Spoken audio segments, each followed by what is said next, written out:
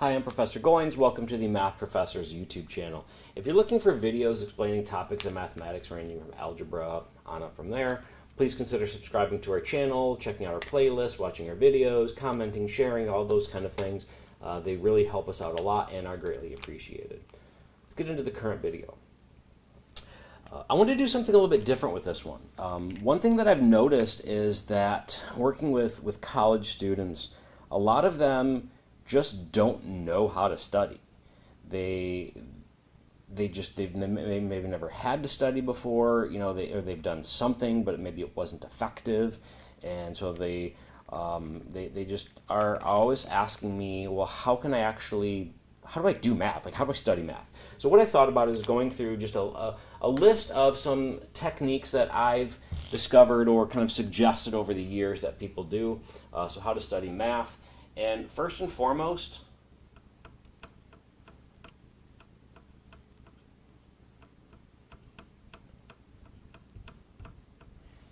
take good notes. Now, this is going to apply primarily to an in-class person, but of course, online classes, some of these can be applicable to that as well. But I'm just thinking about sort of a traditional face-to-face class. Take good notes. Write down everything that your professor says. Write down, if you have questions, put a little question mark. If you can add little details, add little details. But first and foremost, make sure you write down every single thing that is on the whiteboard, chalkboard, whatever your professor is using. So take good notes. 2.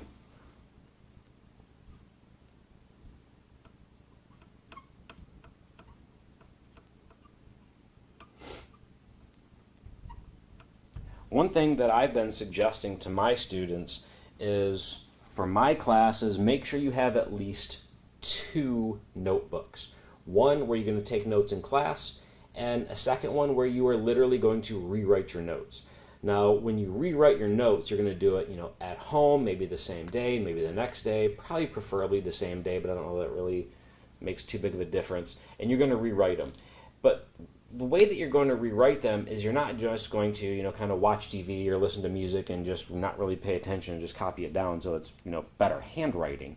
The idea is you want to go through and think about every single little thing that you're writing.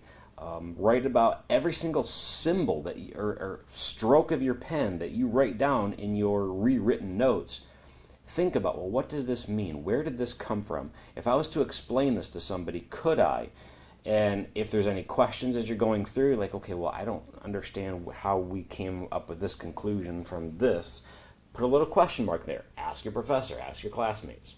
Also, if there's anything where you could fill in some details, like we use, like, oh, I remember where this formula came from. Highlight it and, maybe like put the formula off to the side or like reference it in your book, but just maybe add little notes to it as you go through.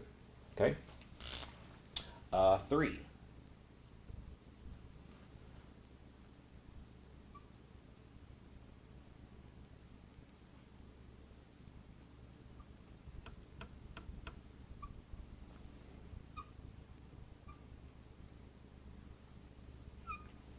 Do your homework exercises more than once.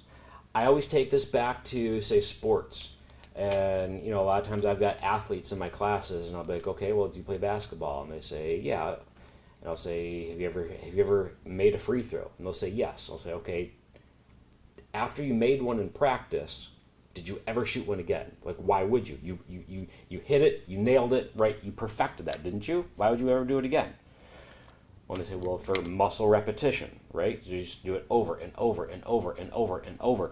Same thing with weightlifting, or same thing with other activities as well. Same thing with cooking, right? If you make a dish, the first time you do it, you probably follow the recipe, and then maybe even after that, you might follow it a couple more times, and then after you do it, then it just becomes rote memorization, and you just like, okay, well, I know what goes in when, I know what cooking methods I'm using, I know temperatures, I know all these things. So you do things more than once. Well, math exercises are quite literally exercises for your brain, and so do them more than once. When you get down to the exam, you want to be able to have performed those exercises so many times that it's just, you read the question, like, okay, yep, I know right what to do. Okay? So do the exercises more than once. And on all on different days, right? Don't do like one question and then immediately do the exact same thing. You want to, do them and then have some time to where you're doing it, where there's time periods in between. 4.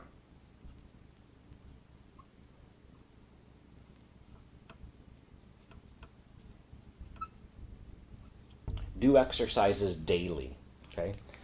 Just like if you were an athlete or a weightlifter, you're going to do exercises. Well, weightlifter might not do it every day, but you're not just going to cram, right? You're not going to like, okay, well, I'm a basketball player and I'm not going to really practice. I'll just do a whole bunch the day before. I'm not going to do any jump shots. I'm not going to do anything, the weeks leading up to a game. I'm just going to just practice all day the day before. It's not going to work. Do exercises daily, okay?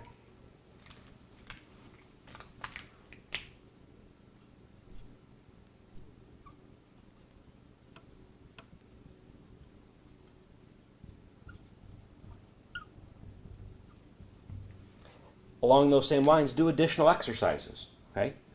Just like if you're a basketball player or a football player, you're going to do exercises that you're not actually going to perform on the field. If you're a football player, you're probably working out in the weight room, say doing squats and deadlifts and bench presses.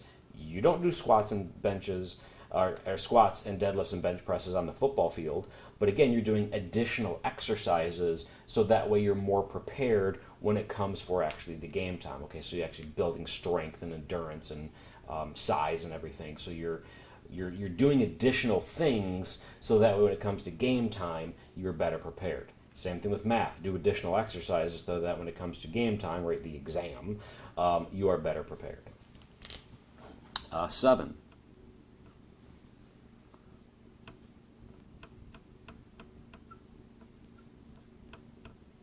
Form a study group. Okay.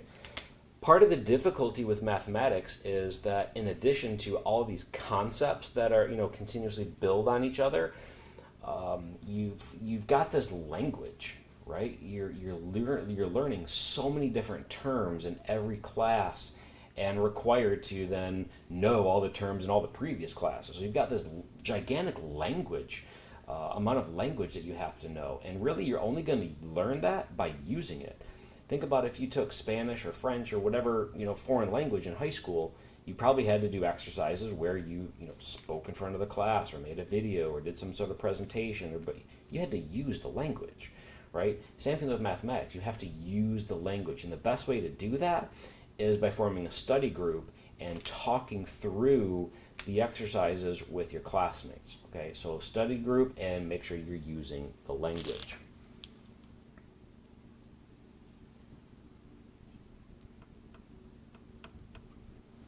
Let me rephrase this.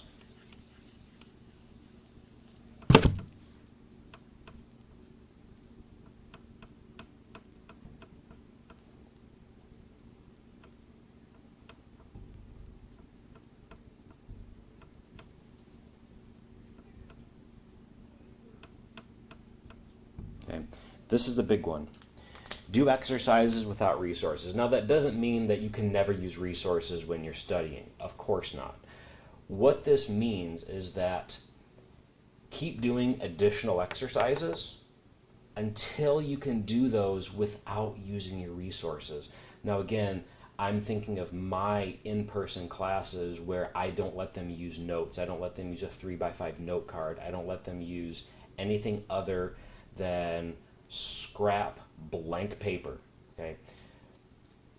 If you are doing your exam prep for a math class and you are, so you're working, say, solving quadratic equations, and you have to always look up the quadratic formula, or you have to look up, how do I complete the square, and you're following along with examples, that's okay initially because it kind of, helps you walk through the steps.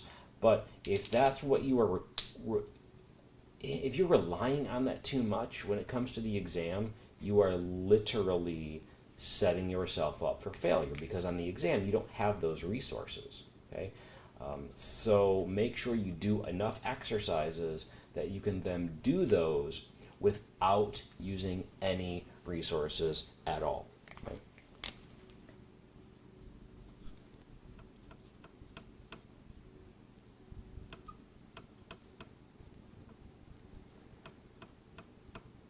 read the textbook.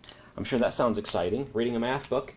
In grad school, it actually is kind of fun, and you know, even undergraduate. But for those that are, say, like beginning algebra or you know, even beginning calculus students, reading the textbook is like, well, wait, what? Why would I read the book? Well, here's the thing. When you're taking a class, let's say you're taking my class, I'm explaining the material on the board, you're hearing my voice. You're hearing me explain it. But you also have the author of the textbook's voice as well. And he might use different examples, different terminology, different presentation techniques, different visuals. So read the textbook because, again, the more advanced you get, the more you're going to be required to do that. So it's a good idea to kind of have that practice down. But reading the textbook is a really good way to study. Now, this is not in place of doing exercises. Doing exercises, putting pencil to paper, is literally the absolute most important thing you can do. But read the textbook because there are some information and some things that you'll be able to get out of it that when you're sitting at home, it's not as good as maybe being in the classroom with your instructor, because they can you can have this dialogue and he's got this like live presentation that he's giving. But reading the textbook is another useful way to get exposed to the material. And I'll wrap this up with one more. You probably saw this coming. YouTube. Well, my channel's pretty small. Okay, Professor Van Hamlin and I, we don't have a ton of subscribers yet. We hope to get more in the future, of course. But there are tons and tons of YouTube videos explaining. People love to come on YouTube and explain stuff, okay? Whether it's math things or car things or science things, it doesn't matter. People like to explain on YouTube and then post videos, okay? No matter what topic you're looking for, you can probably find something out there. If you're one of my students, if you just like the videos, please consider subscribing to our channel and watching our videos. We hope that they're useful and helpful. But also use YouTube as a resource. There are just tons of math channels out there. So take a look at those, use those to your advantage. And again, like you're sitting at home late at night and you're like, okay, well, completing the square, I don't know. Reading the textbook doesn't really get it. My notes aren't really helpful. I'd rather have somebody explain it. Well, just go to YouTube, do the search, and put completing the square. You'll get more videos than you'll ever want. Okay, so this is a very good resource. Okay? Now, if you need anything else, feel free to post a comment down below and say, hey, what else you got? I'm sure I can come up with some more things. This is just, I didn't even prepare for this video. I just kind of off the cuff here thought, let me talk about how to study math. If you've done all these things and you still need more, let me know, and I can kind of come up with some other techniques down below in the comments, or even I'll create a follow-up video of how to study math, additional techniques. But again, thank you for watching. Please consider subscribing, and good luck in your math courses.